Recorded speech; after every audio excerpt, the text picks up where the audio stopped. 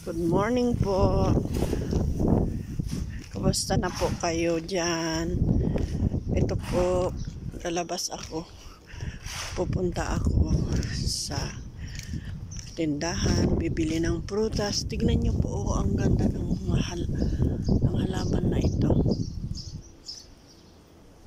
Hindi siya halaman. Para siyang puno. Ganito po pag Friday, tahimik.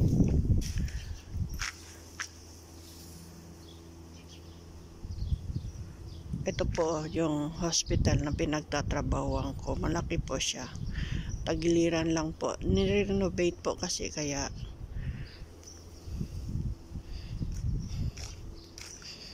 ako po'y dadaan dito.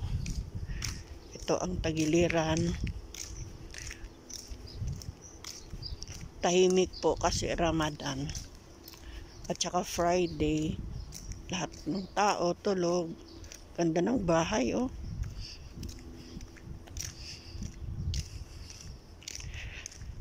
Napuntahan ko na po yan minsan.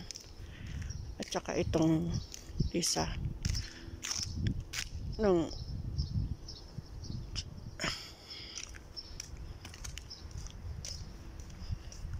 Paglalakad lang po ako. Dito ako dumaan sa likod. Ayan, may bougainvillea po dito. Nauso na po ang bougainvillea eh. Ang daming sasakyan na nasa labas.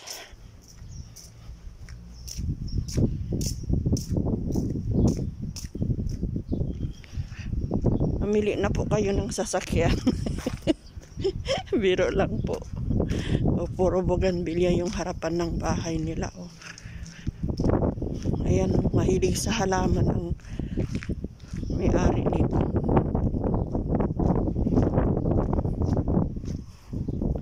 Tahimik po, ano po. Ayan, may kalatsutsi din sila. O. Sa atin ang tawag nito kalatsutsi. O. May mga halaman sila na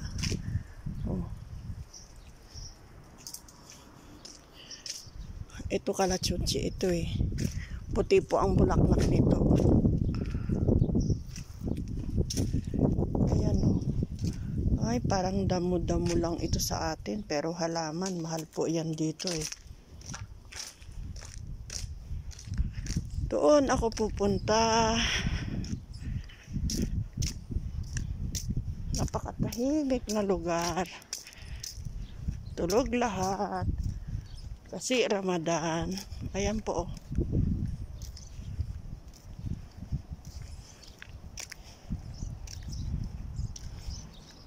Yung mga gising lang, yung mga nagtatrabaho. Bawal pong kumain sa labas. Bawal uminom. Lalo pag sa araw. Ito po ang mga bahay nila. Oh. Yun ang hospital. Ibang klase yung bahay dito. Ano po? Puro po semento dahil sa sandstorm.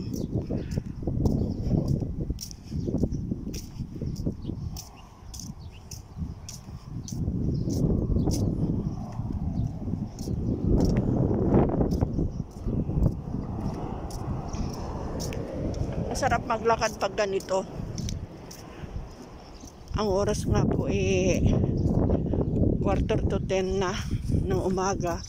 Bukas ang supermarket pag ganitong oras.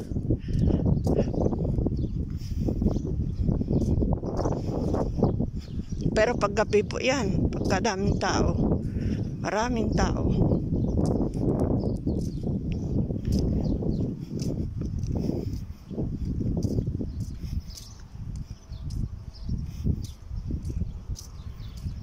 Tahimik po.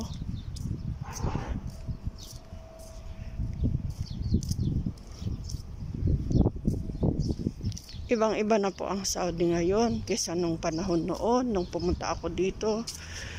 Dumating ako dito is 1993. Dito sa Saudi, not in Unaysa. Sa Unaysa po, Dumating ako dito 2004. Pero nag-start akong nag-work dito sa Saudi 1993. So matanda na po tayo pero andito pa rin.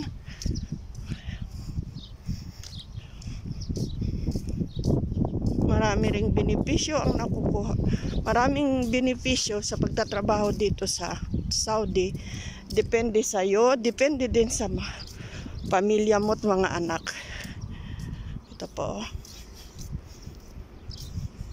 Tahimik po, ano po? Oh.